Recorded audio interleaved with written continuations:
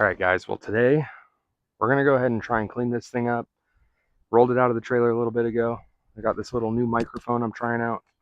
It just came in, so we're going to give it a shot. We're going to clean the thing up and then work on some lighting inside. I've bought some new LED lights to replace the old fluorescents, and hopefully they work, but we'll see. For now, we're just going to go ahead and clean this thing up.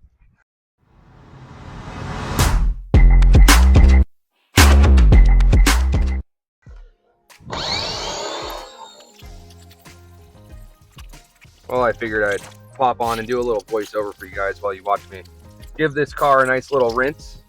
It's been sitting for 12 years inside this trailer, and you would think without any airflow and being all sealed up, it wouldn't have gotten so filthy, but man, it almost looks like this thing was sitting outside in the field, and I know that's not the case. So I'm just spraying it out. When I opened up the doors and I sprayed the interior there, I found that the floor had a bunch of paint damage that was not there the last time I sat in the car. And after a little bit further investigating, it looks like either the brake master cylinder or the clutch master cylinder ended up popping when I pressed on them and leaked brake fluid all over the floor. So we'll have to get that addressed eventually, but for now, just try and rinse it out. Water seems to dilute it pretty good, so just spraying all the water out, trying to get any rat pee or poop out of there. You can see I threw some plugs there in the carburetor, those blue plugs.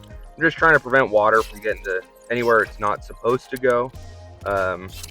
All the wiring is pretty much waterproof. I don't know, we'll see.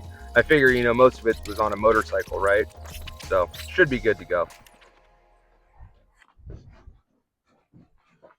All right, guys. So I already started on this. I was waiting for this little microphone on my hat here to come in. But this trailer used to have a fluorescent bulb and a fluorescent bulb here, and then just this one fluorescent bulb up here that I went ahead and decided I wanted to do LED. A little bit easier on a generator to be able to have it plugged into LED than fluorescence, especially because I plan to put an AC unit here from an RV.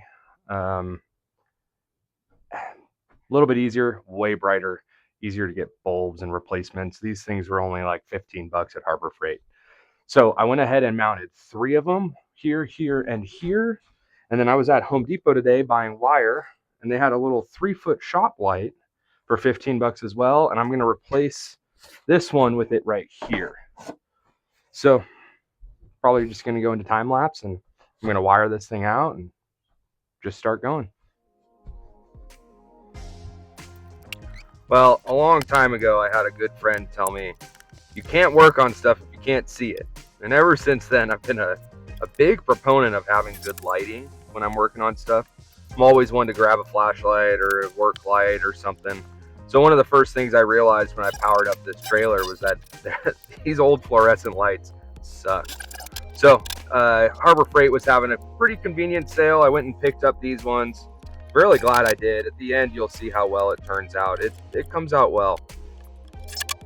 I'm going to be wiring in an AC unit as well. I went and picked up some SO cable for that, but right now the whole trailer is wired out and just has a plug at the very front of the trailer where you can hook up a generator to. Basically just like an extension cord plug. There's no breakers or fuses that I could see for the whole system, so I might add a little 120 distribution panel in there just to, I don't know, being a generator technician, I always kind of think about that stuff. Like, I'd like to have a breaker somewhere in case there's a short on this trailer moving down the road, But yeah, you can just see them. I'm just going through, trying to self-tapper all this cable and all this wiring up out of the way and finish up getting everything installed. I got to install these LED strips right here. So we're installing those, and we'll go ahead and just slide them in. Pretty simple. Had to disassemble the whole thing to put a hole in there to be able to bolt it on because they're designed to hang. But I think they'll mount really well and work well for lighting. So thanks for watching, guys. I appreciate it, and we'll let it go from here.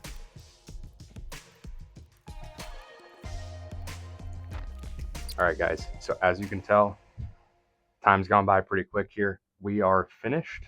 Behind me, you can see this guy's installed.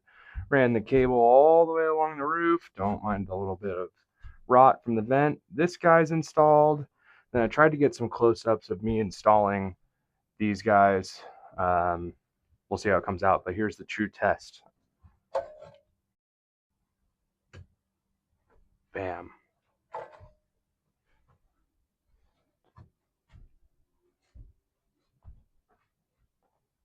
I don't know if you can tell, but it is like daylight in here. Let me see if I can zoom out a little bit here. It is bright as heck. I mean, it is bright. I am outside the car, pretty easy to see. As you guys can see, that is the only light in there. Just those three. I still have one more I want to mount. I do want to mount this 3-foot floodlight right here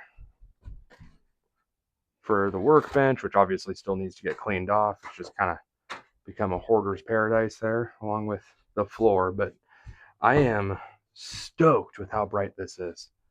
Came out pretty clean. A little sag there. Maybe I'll add one more clamp. Yeah, I'll add a little bit more clamping there, but that's okay. Very stoked. I'm glad that it can help see out here. That way when you're trying to load the car up at night or whatever, you got a little bit of light coming out here without even having to add any exterior LEDs or anything. My goal was to be able to work on the car inside the trailer at night, seeing as winter's around the corner, fingers crossed. And I guess it's pointing at me now. So we're going to go ahead and wrap it up. I will catch you guys tomorrow. We're going to start working on that car and hopefully find out how bad it is. All right.